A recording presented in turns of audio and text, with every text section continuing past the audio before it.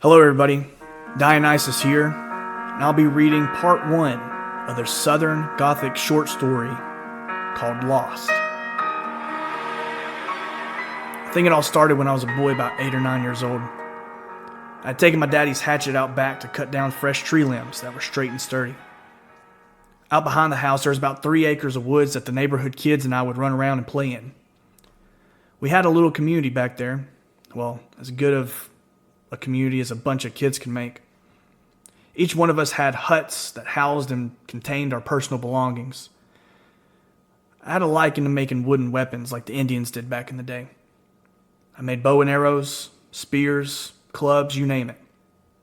I would trade these weapons for candy, toys, or anything else the neighborhood kids would be willing to trade for them. We would take our weapons and hunt for small critters and sometimes even play pretend war. We never got anything. We never caught anything, but we definitely had fun. Those were good times. Well, on this particular summer day, after cutting down some limbs for arrows that I needed, I saw Katie Ann come out of the back door to see what I was doing. She came running over to me, and I told her to back off because I knew that the hatchet that I had was really dangerous. She begged me to play with her, or at least let her help me, and I told her to just go take all the sticks that I cut down and lay them at the old tree stump at the edge of the woods. She was happy to just be my little sister and help out. She took some of those sticks and skipped away. She looked up to me like most younger siblings did to their older siblings. Eventually, I walked through the woods over to Katie Ann. After I'd exhausted myself, and I saw her sitting on the stump, sucking on some honeysuckles she must have picked on her first trip to the stump. I stopped just shy of the edge of the woods and I stared at her. I walked through the woods and into the clearing of the backyard.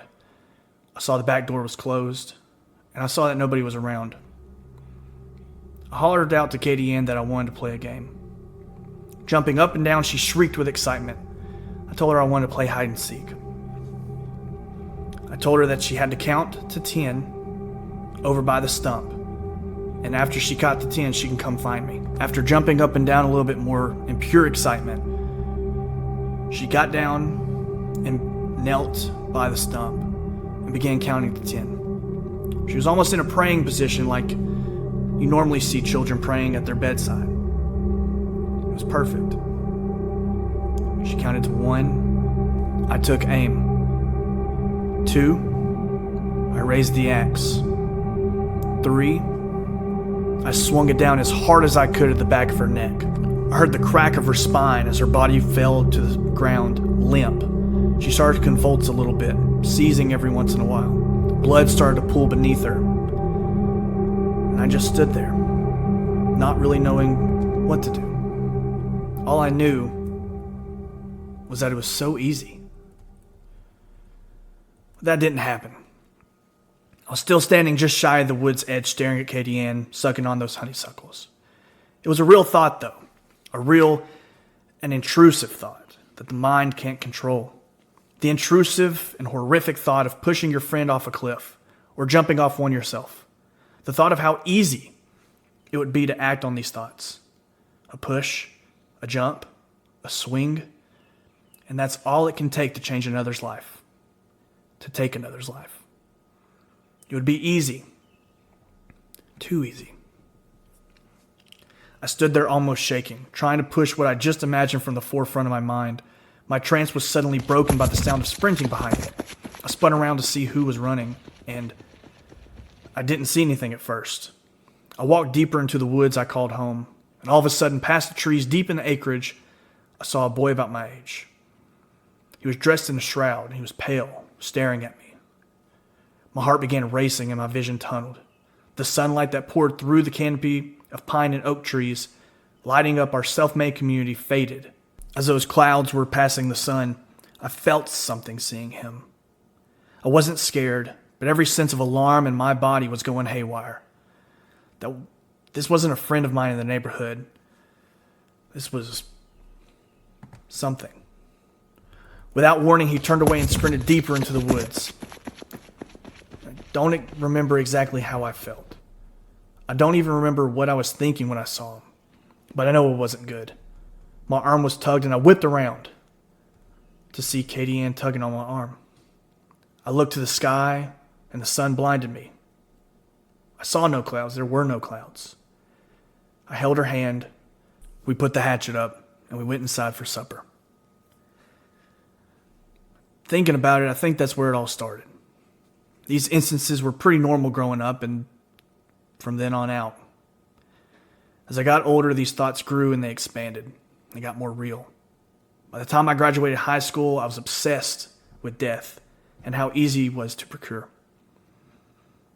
At about the same time, I started hanging out with a group of friends that would change my life and encourage my path. I was about 17 when I met William. We just called him Bill. His daddy was a mean drunk and used to beat the ever-loving shit out of him and his mama. They didn't do nothing about it for a while, especially while Bill was growing up. But when Bill got big enough to fight, he'd whoop his dad's ass if he started drinking too much. Overall, I think this changed Bill. Bill and his mama ended up moving out and separated from that deadbeat. Bill and I didn't grow up the richest, but we got by. Bill's mama was a nursing assistant, and Bill worked at an old mom and pop store. He's an alcoholic now, just like his piece of shit daddy. Then there was Matthew. We called him Matt, and he grew up pretty well-to-do. His daddy was a lawyer, and his mama was stay-at-home. His pops wasn't one of those regular lawyers. He was one of those big business-type people. To be honest, he was more of a businessman down in Atlanta than an actual lawyer. He always had a too-good-for-this-small-town attitude. And I guess his wife resented that because he would fool around with anybody who was half-decent looking. The thing about Matt was that he had so much potential and so much money supporting him, but he refused to use it. He didn't want to do anything. He'd always dress like a slob and get his brand new truck dirty and just act ignorant. He was trying to be something he isn't, but he was a good guy. He's dead now. We all met during high school in gym class. The coach didn't give a shit about what we was doing as long as we didn't get caught. So a group of us guys would go out to run or play tennis, which would really mean that we'd go out and smoke, walk around shooting the shit. It was our last year of high school, and we just kind of hit it off. We spent the rest of the senior year and a few years after that hanging out. We were best friends. Us hanging out would typically be going to Matt's pool house after school, drinking cheap beer, and playing Halo. I loved to drink. I didn't have a bad home life. I didn't have problems or stresses in life. I just loved the feeling. The relaxation, the careless days, the lack of feeling that came with it. I think this is where my spiral accelerated. By 19, I would drink 10 beers in a sitting. I would just drink, browse the internet, and stay up all night. Drinking was always associated with good things. Friendships, video games, staying up and exploring the internet, you name it. The times that I wasn't drinking by myself, and when I was drinking with Bill or Matt, we'd kill a case of beer, a bottle of vodka, and just stay up all night. One night we was out at Matt's pool house, and Bill got angry. Really angry. The type of angry that an old mean drunk can get. Me and Matt didn't really know what to do, so we took him outside. And he started to swing on Matt. He connected and knocked Matt to the ground. I went up and punched Bill straight in the jaw, and it pissed him off even more. Just before I got my ass kicked, Matt had gotten back up and hit Bill upside the head with a brick. Knocked him out cold. I remember standing there in the dark, staring at Bill's limp body sprawled out on the freshly cut grass of Matt's football field-sized backyard.